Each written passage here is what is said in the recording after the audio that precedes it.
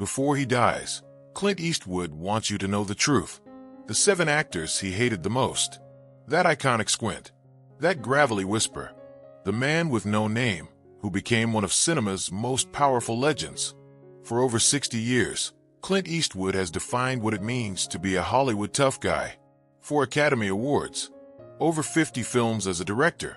A career that spans from the dusty trails of spaghetti westerns to the red carpets of the biggest award shows in the world. But here is what they never told you. Beneath that stoic, unshakable exterior, behind those cold blue eyes that have stared down outlaws and criminals on screen for decades, Clint Eastwood has been keeping a list. A private, brutal, unforgiving list of the 7 actors he simply cannot stand. For years, this list remained locked away, shared only with his closest friends and family, whispered about in Hollywood circles, but never confirmed. Until now. Recently uncovered interviews, private conversations with former colleagues, and testimony from those who worked alongside Eastwood for decades have finally revealed the shocking truth. The man who built his entire legacy on silence, on saying more with a look than most actors say with 100 words, had plenty to say in private. And what he said will change everything you thought you knew about him. What drove this fiercely private, no-nonsense filmmaker to harbor such intense feelings toward these 7 people? What did they do that crossed a line even Clint Eastwood, a man who has seen everything in this industry, could not forgive? And why did he keep this secret for so long, only allowing the truth to surface now, in what may be the final chapter of his extraordinary life? Today, we reveal the 7 actors who tested Clint Eastwood's legendary patience to its absolute breaking point. Some of these names will shock you. One of them will break your heart. And by the end of this video, you will understand why even Hollywood legends have enemies they never talk about. If you are new here, make sure to subscribe and hit that notification bell because you do not want to miss what comes next. Now, tell me in the comments, where in the world are you watching this from right now? But first, you need to understand who Clint Eastwood really is behind closed doors. You might think you know everything about Clint Eastwood, the iconic actor who made Dirty Harry a household name, the Oscar-winning director behind Unforgiven, $1 Million Baby, and American Sniper, the former mayor of Carmel, California, the man who has earned over $2 billion at the box office and changed the way westerns and action films are made forever. But there was another side to Clint Eastwood, one he kept carefully hidden from the public eye for more than 6 decades. Despite his reputation for being calm, efficient, and professional on every single set he has ever worked on, Eastwood privately maintained a mental blacklist, a list of actors who violated his code, a list of people who, in his eyes, disrespected the craft he dedicated his entire life to protecting. His longtime cinematographer Tom Stern, who worked with Eastwood on over 15 films, once said in a rare interview, "Clint does not waste words. He does not waste time. And he certainly does not waste respect on people who have not earned it. If you crossed him, you would never know it on set, but you would never work with him again. Ever." Director and friend Ron Howard confirmed this reputation. "Clint has a code," Howard explained. "It is unspoken, but everyone who works with him understands it. You show up prepared. You do your job. You respect the crew. And you never, ever make it about yourself." The actors who broke that code, they found out the hard way that Clint Eastwood forgets nothing. So, who were the unfortunate 7 who exhausted Eastwood's patience? What exactly did they do that earned them a permanent spot on his unforgiving list? And why did even some of his closest collaborators end up on it? Let us count them down, starting with number 7. And trust me, this first name is going to surprise you. Number 7. Jim Carrey. The 7th spot on Eastwood's list might be the most unexpected name of all. Jim Carrey, the rubber-faced comedian who dominated the 1990s with hits like Ace Ventura, The Mask, and Dumb and Dumber. These 2 men never appeared in a film together, but they almost did. And what happened behind closed doors killed any chance of that ever happening. In 1997, Eastwood was approached to direct a dramatic thriller that had Carrey attached as the lead. The studio believed Carrey was ready to transition into serious roles. They wanted Eastwood's credibility to help make that happen. Eastwood agreed to one meeting. Just one, according to a producer who was in the room that day.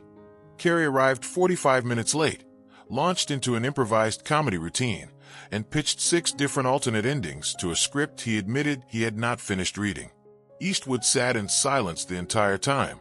When Carey finally stopped talking, Eastwood stood up, shook his hand, and said just 5 words. "This is not going to work." He walked out and never looked back. A source close to Eastwood later revealed, "Clint told me that night. That man has talent. But talent without discipline is just noise. I do not have time for noise." Number 6. Gene Hackman. This one cuts deep. Gene Hackman and Clint Eastwood worked together on Unforgiven, the 1992 masterpiece that won 4 Academy Awards, including Best Picture and Best Director for Eastwood. On screen, their chemistry was undeniable. Hackman's performance as the brutal Sheriff Little Bill earned him an Oscar. But behind the scenes, these 2 alpha males clashed in ways that nearly destroyed the production. Both men were directors trapped in actors' bodies. Both believed they knew best, and neither was willing to back down. A crew member who worked on Unforgiven revealed, there were days when Gene would challenge Clint on every single shot, how the camera should move, how the scene should be lit. Clint never raised his voice, but you could see it in his jaw. He was furious. Eastwood later said in a rare moment of candor, "Gene is one of the finest actors I have ever worked with. But finest actors sometimes come with the biggest opinions. And on my set, there is only room for one opinion." Number 5. Kevin Costner. Clint Eastwood and Kevin Costner never worked together. And if you ask anyone in Hollywood, they will tell you that was no accident. Both men owned the Western genre at different points in their careers. Both were actors who became directors. Both won Oscars for their passion projects. But Eastwood saw Costner as everything wrong with modern Hollywood. When Costner's Dances with Wolves beat Goodfellas for Best Picture in 1991, Eastwood reportedly told a friend, 3 hours of a man talking to a wolf. That is what wins Oscars now. The comment made its way through Hollywood like wildfire. Costner heard about it, and the rivalry was born. A director who worked with both men explained, "Clint believed in efficiency. Get in, tell the story, get out. Kevin believed in epic scope. Longer was better. Bigger was better." Clint saw that as self-indulgent. He saw Kevin as someone who confused length with depth. Eastwood himself once said with his trademark dry delivery, "Some directors shoot 100 hours of footage to find 10 minutes of magic. I prefer to know what the magic is before I turn the camera on." But the next 3 names on Eastwood's list go far deeper than professional rivalry. These are personal, and number 4 might shock you more than any other. Now tell me in the comments, where in the world are you watching from? And if you are enjoying this, hit that subscribe button because the most shocking revelations are still coming. Number 4. Burt Reynolds. In the 1970s, there were only 2 names that mattered in American cinema, Clint Eastwood and Burt Reynolds. Both were rugged leading men. Both dominated the box office. Both had the kind of charisma that made women swoon and men want to be them.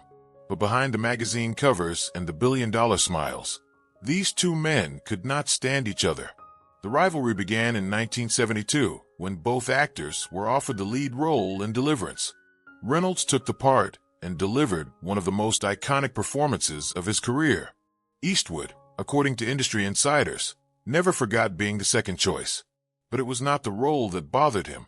It was what came after. Reynolds became famous for his talk show appearances, his playful interviews with Johnny Carson, his centerfold in Cosmopolitan magazine. Eastwood saw all of it as a betrayal of the craft.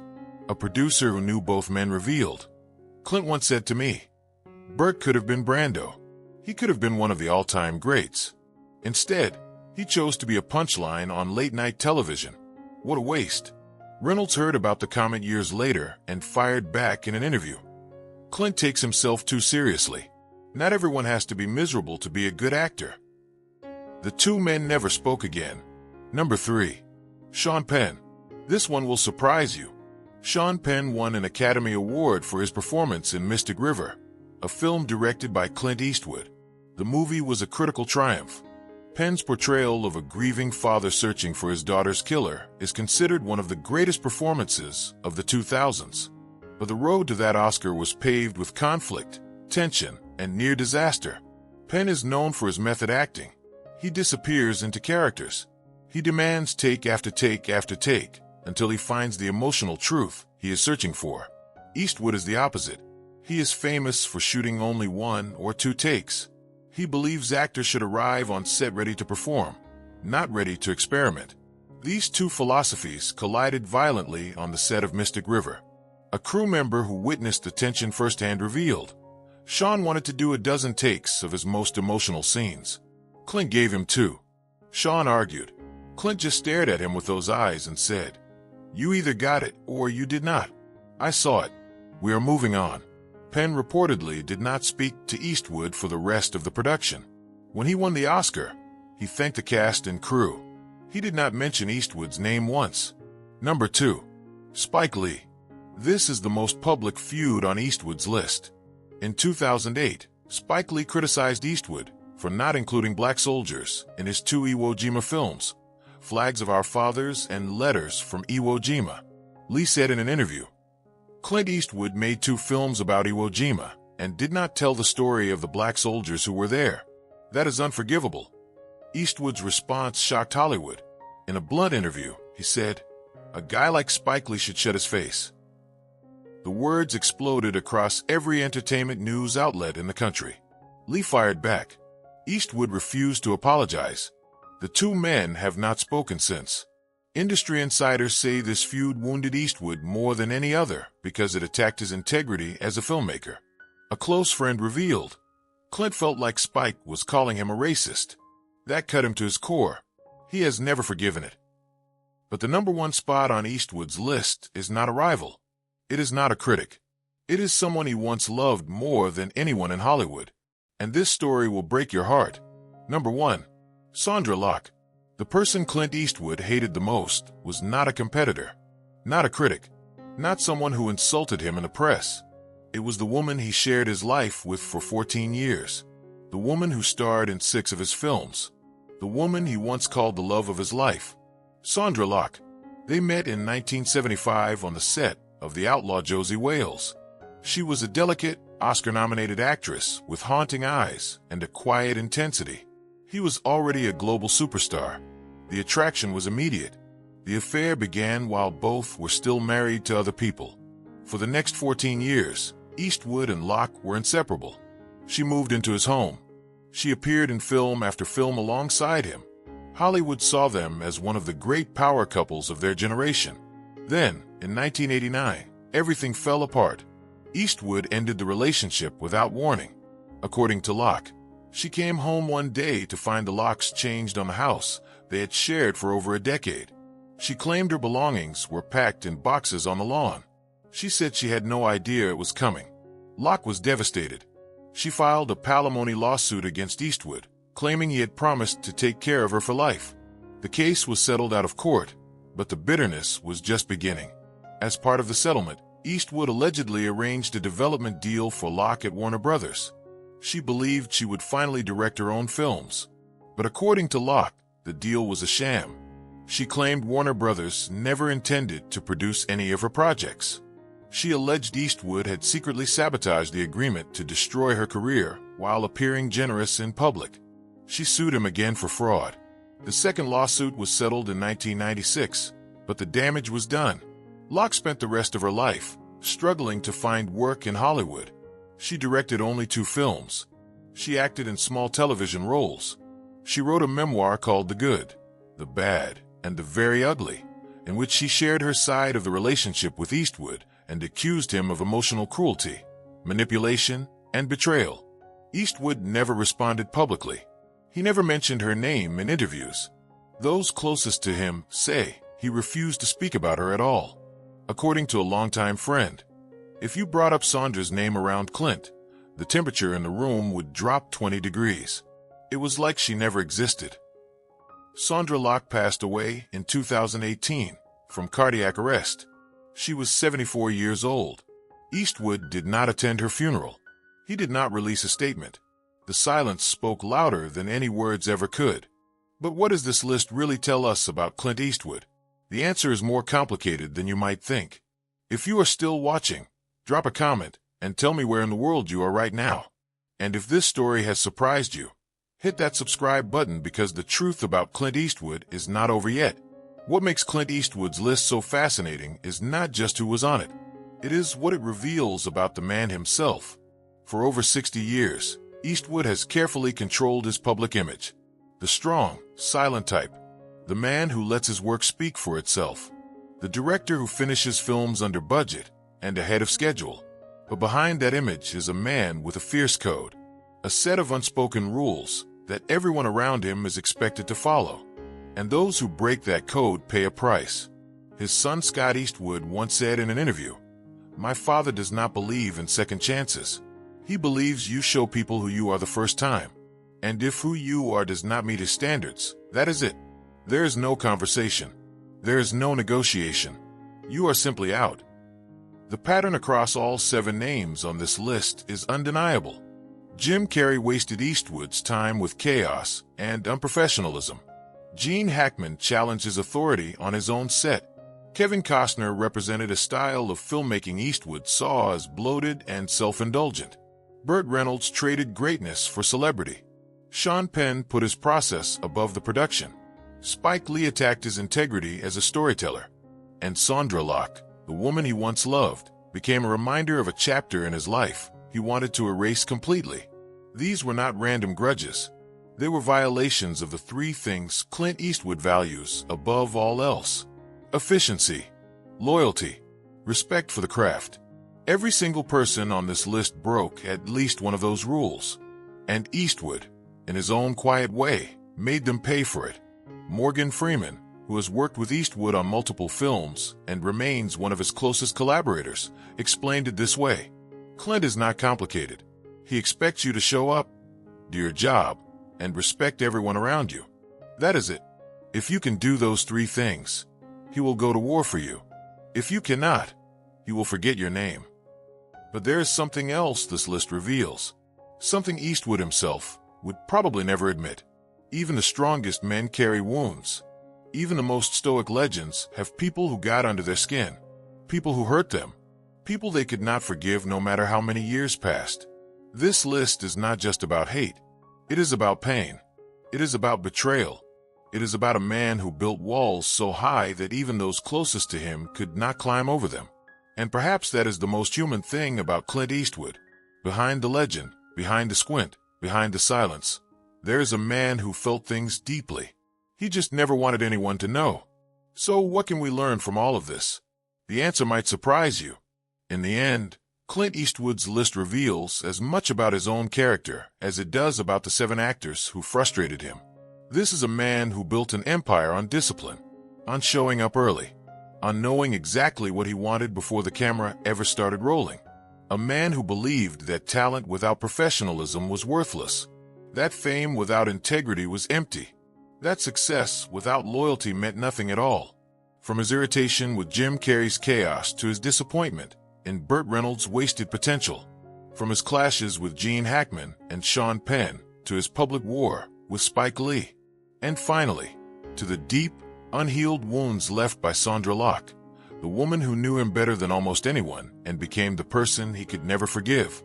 Each name on this list tells a story, not just about them, but about him. Clint Eastwood is not a man who hates easily, but when he does, he hates completely, and he never forgets. What makes this story so compelling is not the Hollywood gossip. It is not the drama or the feuds or the lawsuits. It is what it teaches us about maintaining standards in a world that often rewards those who have none.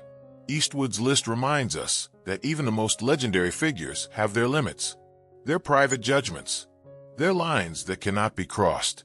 And perhaps that is what separates the truly great from everyone else. They know who they are. They know what they stand for. And they refuse to compromise, no matter the cost. So the next time you watch a Clint Eastwood film, remember this. Behind every frame is a man with a code. A man who demanded the best from himself and everyone around him. A man who kept score. And a man who, even after 94 years on this earth, still has not forgiven the 7 people who broke his rules. If this video moved you, hit that subscribe button and turn on notifications, because we bring you untold stories from Hollywood's greatest legends every single week. Leave a comment below telling me which name on this list surprised you the most. And tell me, where in the world are you watching from right now? Thanks for watching. And remember, even legends like Clint Eastwood have their breaking points. We will see you in the next one.